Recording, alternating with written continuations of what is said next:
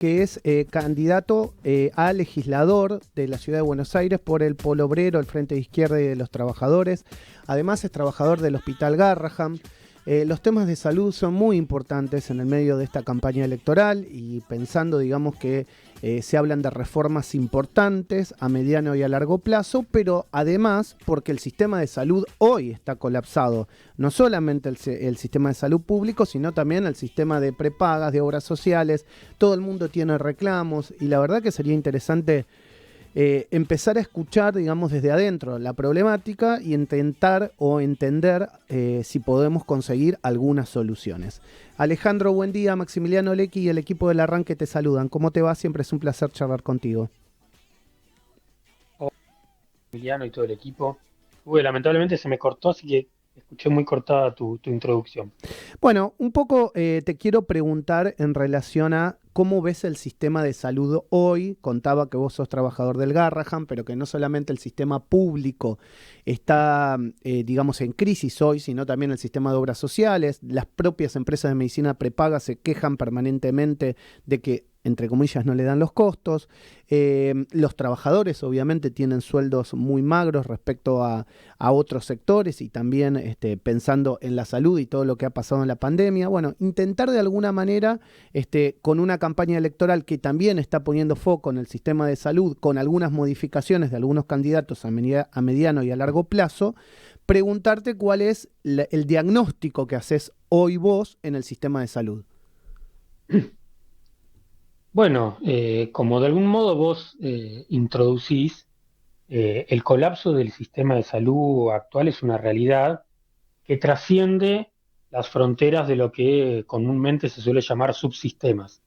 No es solo un problema del público, efectivamente el sistema o el subsistema privado tampoco está dando respuesta. Quiere decir que incluso siendo que hay millones de trabajadores y trabajadoras que destinan parte de su salario a pagar, por ejemplo, por una prestación de tipo prepaga, no obtienen la respuesta que necesitan. Y bueno, en el sistema de salud incluso estamos asistiendo en muchos lugares al cierre de guardias. En el Hospital de San Justo, por dar un ejemplo emblemático del último periodo, hemos visto el cierre de la guardia pediátrica Uh-huh. y esta falta de profesionales, falta de insumos, falta de recursos, es una realidad que podemos ver a escala nacional.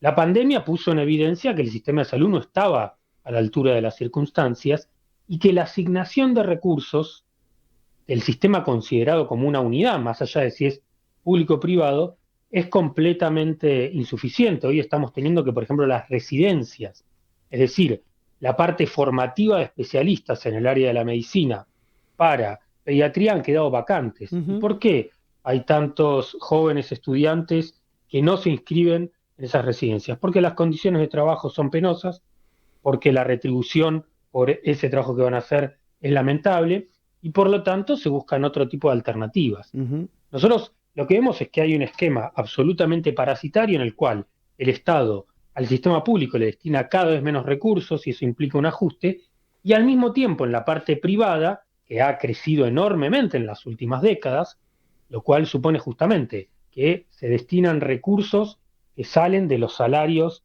de los trabajadores y trabajadoras, que antes, en el pasado, no destinaban parte de su salario a pagar por la salud, porque en el hospital público se encontraba esa respuesta, hoy destinan parte de su salario a financiar esto, y la parte que decía parasitaria es que hay una renta, una ganancia de empresarios que nada tiene que ver con la provisión de la salud, que para nosotros, por definición, tendría que estar integrada en un sistema único. Uh-huh. El hecho de que existan distintos sistemas, que además, en el caso del sistema privado, recibe una cantidad de subsidios estatales monumentales. Cuando fue la pandemia eso se puso muy en evidencia, pero también ocurre ahora con exenciones impositivas, con un montón de cuestiones.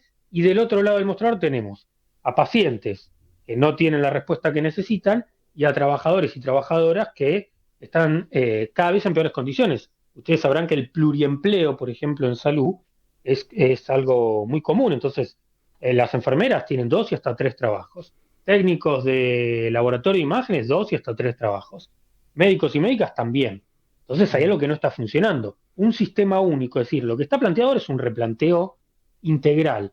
Si hubiera un sistema único, público, con los recursos correspondientes, enmarcado en un plan que apunte, por ejemplo, a desarrollar aquellas profesiones que hoy tienen una suboferta de especialistas y demás, por ejemplo, en enfermería. Es absurdo que tengamos que una persona para completar un sueldo tenga que tener 2 trabajos. Ujú. Bueno, entonces, ¿cuál sería la forma de que haya más enfermeras y que las que existen cobren mejor para que no tengan que tener 2 trabajos? Bueno, eso requiere una inversión de recursos, fortalecer esas carreras y todo eso. A ver, si te estoy escuchando. A ver, se me cortó Alejandro. ¿Vos me estás escuchando bien ahora?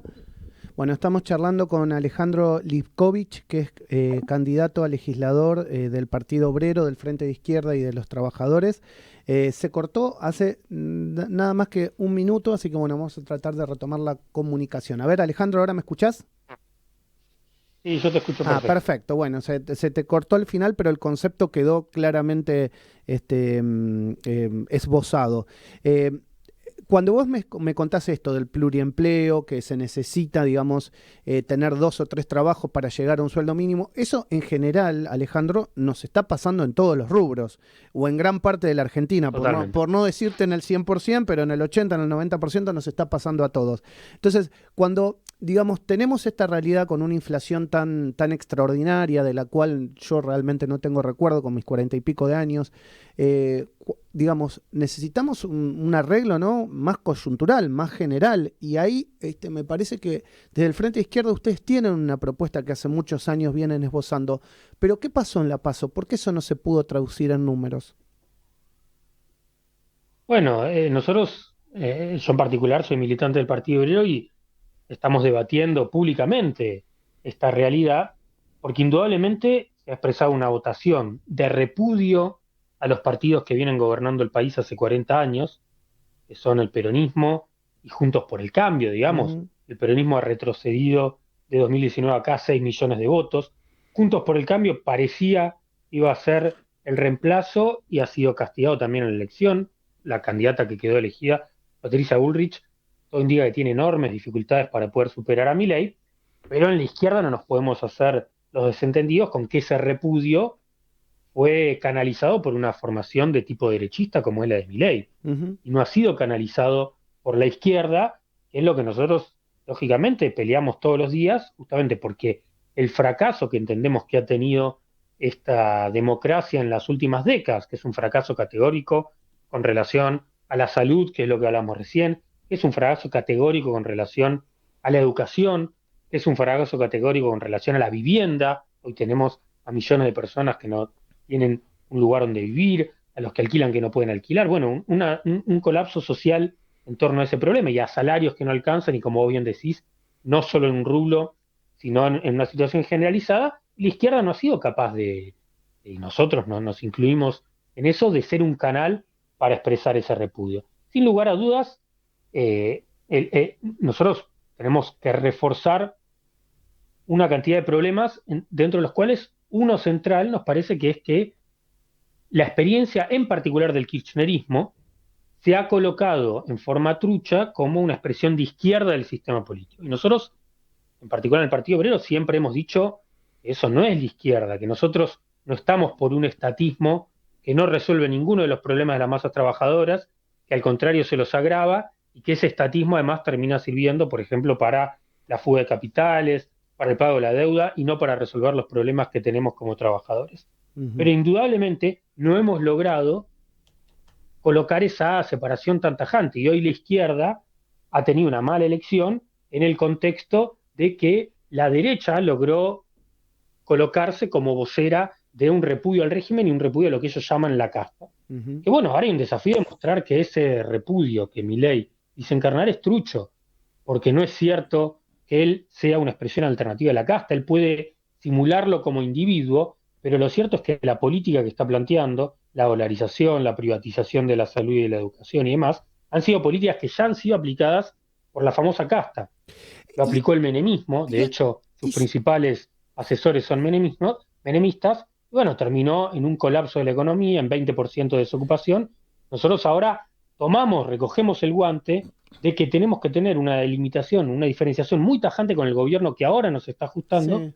y también con la derecha que pretende ser el canal para esta insatisfacción popular que es generalizada. Y sabes que me pregunto y te lo traslado, tal vez como para pensarlo, podés no compartir conmigo esta línea de pensamiento, pero yo creo que también Milei lo que ha pasado en los últimos años es que, digamos, le ha sido muy funcional también a los medios de comunicación porque encontraron en Milei una persona que obviamente cuando iba, más allá de las ideas que decía, que a lo mejor seguramente mucha gente no compartía dentro de los medios, generaba rating. Y tal vez lo que le ha pasado a la izquierda, que también tenía propuestas como Milei, por ahí del otro lado, pero no es invitada a los medios de comunicación como le pasó a Milei. ¿Por qué? Porque a lo mejor no encontró la persona individual que enamore y que genera ese rating en la invitación a los medios. Obviamente todos sabemos lo que propone la izquierda, al menos los que estamos más informados, no necesariamente toda la gente, pero entendemos lo que ustedes proponen, pero a lo mejor desde los medios de comunicación no era tan atractiva la invitación hacia la izquierda, vaya a saber si era por las propuestas, por las formas, porque no encontraron el candidato, no sé, pregunto, ¿eh? ¿Me estás escuchando, Alejandro? A ver, se te cortó, Alejandro. Bueno, estamos charlando con Alejandro Lipkovich, que es precandidato a legislador del Partido Obrero dentro del Frente de Izquierda. Estamos intentando retomar la comunicación. Vos nos podés dejar un mensaje al 11 22 62 77 Hola, ahí me 28. escuchan. Sí, sí, ahí te escucho, Alejandro. Bueno, ¿me escuchaste la pregunta? Sí, sí, bueno, lástima las dificultades de Internet. Sí, la escuché, coincido con lo que vos decís, efectivamente, Milei es claro que ha sido funcional a un show mediático, pero creo que hay que verlo incluso avanzando un pasito más. Hoy es evidente que hay muchos sectores dominantes, es decir, de los que manejan, los que tienen la sartén por el mango del país, e incluso a nivel internacional, que están preocupados por el Ujú, triunfo de Milei. Piensan que la cosa se les fue un poco de la mano, es decir, un payaso que ellos agitaron todo el tiempo y que tenía un propósito político, porque cuando vos agitás este tipo de expresiones, corres a la derecha todas las discusiones. Es sí. decir, en un momento el pueblo argentino logró que no se discuta que la salud debe ser gratuita. Hoy está en discusión. Lo mismo vale para la educación. Bueno, nosotros entendemos que la democracia no es algo que transcurre en el mundo de las ideas, sino que es una democracia tutelada por los grandes intereses económicos que son las que tienen poder para moldear. A nosotros como población nos convocan a votar cada 2 años, pero luego todos los días hay gente que tiene mucho poder, que puede definir para dónde va una discusión, para dónde va una medida, para dónde va otra. Con Milei lograron correr mucho hacia la derecha el debate político porque para la clase capitalista, para los que tienen, digamos, el dominio de la sociedad, está planteado una gran ofensiva para bajar aún más los salarios, para bajar aún más las condiciones de trabajo y para tratar de resolver una crisis que nosotros como población no hemos generado, pero la quieren resolver, cuando dicen, bueno, el ajuste es inevitable. Perfecto, pero ¿a quién vas a ajustar? Bueno, ellos están planteando ajustar a las mayorías. Nosotros entendemos que hay que ajustar, pero a las minorías, y a las minorías Ujú, que tienen mucho. Es imposible resolver esta crisis sin afectar intereses. ujú. Entonces, Milei ha servido para eso y ahora de algún modo se le fue de las manos porque los partidos tradicionales han provocado tal desazón en la mayoría de la población por el fracaso de sus políticas que hoy aparece un tipo supuestamente outsider como el canal para eso. Bueno, nosotros entendemos que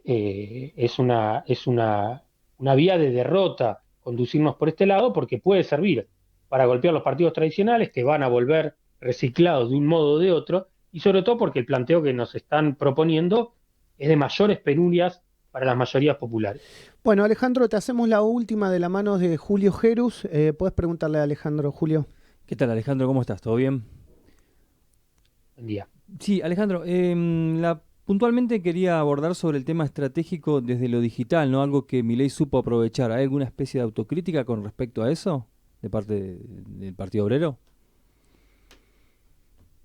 Bueno, nosotros indudablemente vamos a tratar de mejorar y de reforzar nuestra acción política en todos los espacios y de algún modo lo estamos intentando hacer. Sin lugar a dudas, las redes sociales han sido un vehículo para esta fuerza política, pero incluso las redes sociales tampoco son un terreno estrictamente neutral. Por ejemplo, en el caso del Frente de Izquierda y de los trabajadores y el Partido Obrero, bueno, nosotros los recursos que disponemos para la campaña son muy menores que los de cualquier fuerza política del sistema.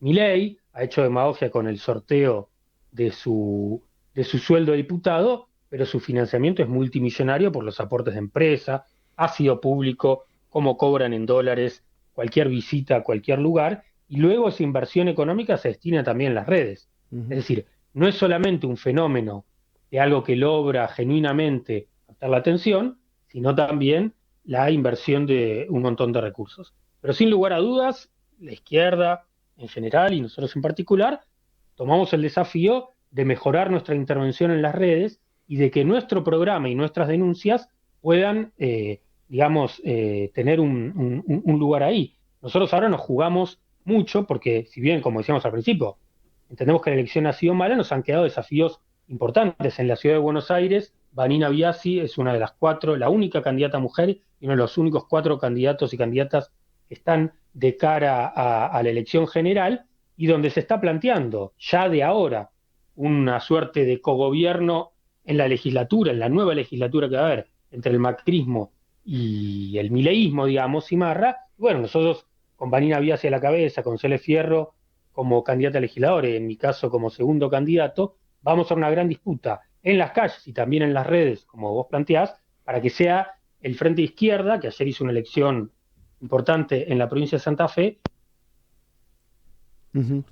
Bueno, se cortó. Lo saludamos a Alejandro Lipkovich, le agradecemos por estos minutos. Creo que la verdad el concepto quedó cerrado y firme, así que les cuento que Alejandro es candidato a legislador del Partido Obrero del Frente de Izquierda de los Trabajadores. Lo saludamos desde la producción, le agradecemos estos minutos que nos ha dispensado y bueno, nosotros seguimos en la continuidad del programa aquí en Radio Sónica. Julio, nos había